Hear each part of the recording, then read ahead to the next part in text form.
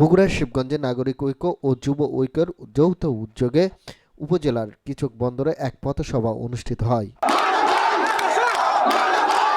নাগরিক ঐক্যের সভাপতি মাহমুদুর রহমান মান্না বিগত সরকারের সমালোচনা করে বলেন, গত ৩বার দেশের মানুষ ভোট দিতে পারেনি। দিনের ভোট রাতে হয়েছে। ভোট দিতে গিয়ে জানতে পারে ভোট হয়েছে, এমনকি তার মৃত বাবারও ভোট দিয়েছে। এমন ঘটনা ঘটেছে এ দেশে।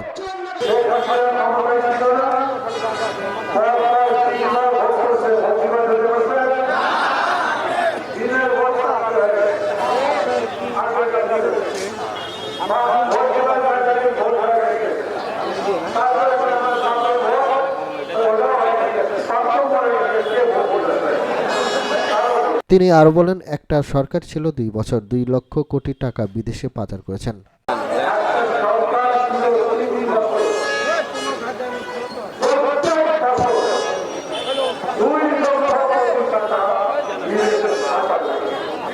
আসন্ন ত্রয়োদশ জাতীয় নির্বাচনে তিনি বগুড়া শিবগঞ্জ আসন থেকে প্রার্থী হবেন এবং তিনি শিবগঞ্জের মানুষ হিসেবে তার নিজস্ব রাজনৈতিক দল ও নিজস্ব প্রতীক রয়েছে, সেই প্রতীকেই তিনি ভোট করবেন। সাজু মিয়া, শিবগঞ্জ নিউজ, বগুড়া।